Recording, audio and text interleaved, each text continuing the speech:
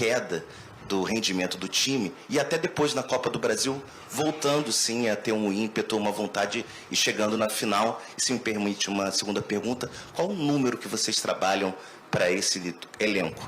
De 30, 35 jogadores, você falou de enxugar um pouco a folha salarial e o elenco. Obrigado. Sí, creo que el fútbol brasileño es demasiado diferente al mexicano. Creo que como bien lo decía, el fútbol brasileño se adapta más a mi estilo de juego, a mi adaptación que tengo sobre el estilo de juego. Creo que como te lo dije, voy a sacar mucho provecho de esta liga. Creo que de mis compañeros aprender lo máximo. Esperemos que se dé todo de la mejor manera. Y bien lo decías, creo que el fútbol mexicano es un poco más pausado, un poco más lento. En cambio el fútbol brasileño se juega mucho más y creo que eso es una característica muy buena para la liga y para uno como jugador. Me gusta ir fuerte, es algo que me caracteriza mucho, ser fuerte, bueno, en los duelos, en duelos aéreos, lo que me toque y bueno, luego que actitud creo que también eso me caracteriza mucho. Después, bueno, eso creo que es parte de lo más fuerte que tengo y creo que es lo que me define un pouco. Está muito bem alinhado, né? Tá Porque o Vasco não tem o mesmo cara, capital, né, que o Flamengo tem, o mesmo poder, né, de mercado que o Palmeiras hoje se encontra, mas tem um corpo físico de DNA vascaíno. Né? Então tem um Pedrinho, tem um Felipe, os caras que já tiveram dentro de campo e trouxeram um treinador que fala a mesma língua deles, que é o Diniz. E dentro de todo esse cenário que hoje se encontra o Vasco, eles estão conseguindo, chegou até uma final de Copa do Brasil, por muito pouco não conseguiram levar, né? Até merecia, né? né? Até merecia, né? Foi até uma fatalidade ali, acabou acontecendo, mas faz parte do futebol. Mas esse ano, quem sabe, né? Com mais essas peças que o próprio Diniz observou o jogador, trouxe o jogador, já deve ter conversado. Então, assim, é um zagueiro que, por exemplo, é um expoente, né, dentro do futebol, um cara que vai se encaixar bem dentro dessas características. O Diniz já viu essa qualidade dele. Já conhece o jogador, né? Um jogador que sabe sair jogando, ele precisa desse. Tem o Robert Renan lá. E a zaga foi ali um ponto onde realmente o Vasco sofreu problemas, trouxe alguns jogadores. Até durante um certo período deu muito certo, mas depois acabaram deixando a desejar. Agora chega mais reforço e tem de tudo aí para vir com tudo aí no campeonato, com as chegadas pontuais desses jogadores. E o Nuno Moreira apareceu só curtindo o domingão de praia no Rio de Janeiro. Cadê o Nuno? Aí nas imagens o português aparece jogando maltinha e também fazendo fotos no Rio, 40 graus. Vida boa do Nuno Moreira, tá curtindo aí um momento de descanso, um momento de lazer. Pô, se eu tô andando na praia, vejo uma rodinha altinha com o Nuno Moreira, eu vou lá também brincar um pouquinho, né, Vini? Chama ele pro futevôlei, desafia. Ele provavelmente agregou nessa altinha. Essa altinha, né? ele vai ganhar da gente no futebol. Ele não chegou quebrando, não, porque aqui no Rio de Janeiro, quando você quebra, você logo tira. Se ele continua, é porque a galera aprovou, mas brincadeiras à parte, não tem como. É profissional, Rio de Janeiro, rapaz. ontem o sol que fez aqui no Rio de Janeiro, pelo amor de Deus, não tá certo, tem que curtir mesmo, período de férias, e a gente sabe como é maravilhoso curtir as praias aqui do Rio de Janeiro. Um pouco sobre isso. E eu tô com o Bocão. Ninguém pode descobrir a fórmula de trazer um jogador maravilhoso. Tem caras que vêm com uma pompa maravilhosa e não funciona. Tem caras que nem tanto chegam. Pô, um exemplo disso está no Vasco hoje, pode ser que saia. Chama-se Pablo Verratti. Você deu a deixa.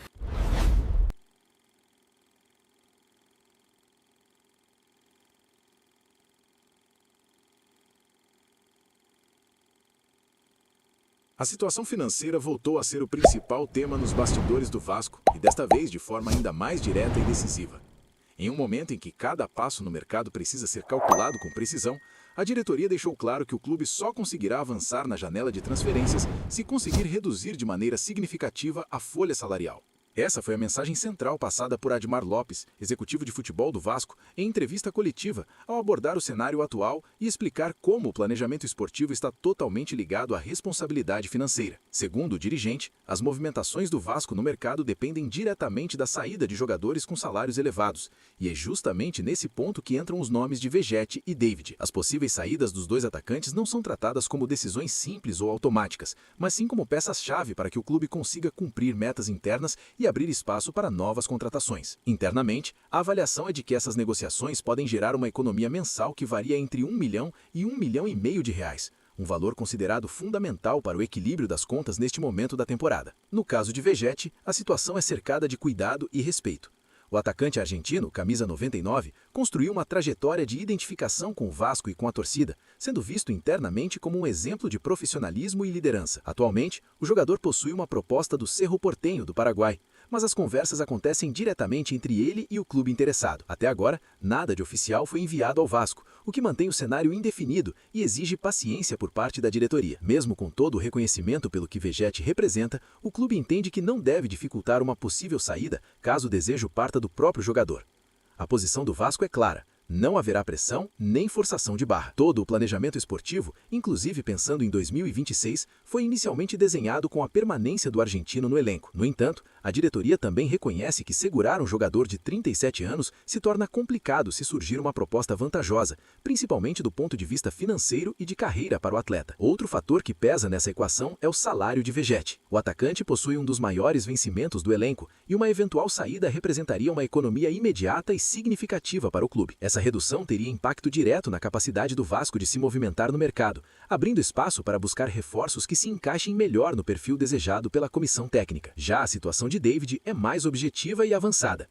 O atacante recebeu uma proposta do Vitória, que foi aceita pelo Vasco sem grandes entraves. A partir daí, as negociações passaram a acontecer diretamente entre o jogador e o clube baiano, que agora tentam definir os detalhes finais para concretizar o acordo. Dentro do Vasco, a saída de David já é vista como algo bem encaminhado, restando apenas questões contratuais para que o desfecho seja oficializado. Somadas, as possíveis saídas de Vegetti e David representam um alívio importante na folha salarial. A economia mensal estimada entre 1 milhão e meio milhão de reais não é vista apenas como um número, mas como a chave que pode destravar novas negociações e permitir que o clube avance na janela de forma responsável. A diretoria entende que não é possível contratar sem antes organizar a casa, e esse discurso tem sido repetido internamente e externamente. O Vasco já deu alguns passos no mercado ao acertar as contratações de Rojas e Saldívia, mas sabe que ainda há carências no elenco, especialmente no setor ofensivo. O objetivo agora é buscar um atacante de mobilidade, um jogador com características diferentes, capaz de oferecer mais dinamismo, intensidade e variação tática. Porém, qualquer nova investida depende diretamente do quanto será possível aliviar a folha salarial nos próximos dias. A leitura feita nos bastidores é que o clube precisa trocar peças caras por opções mais funcionais, sem comprometer a competitividade. A ideia não é enfraquecer o elenco, mas torná-lo mais equilibrado, sustentável e alinhado ao modelo de jogo que a comissão técnica deseja implementar. Para isso, decisões difíceis acabam sendo inevitáveis,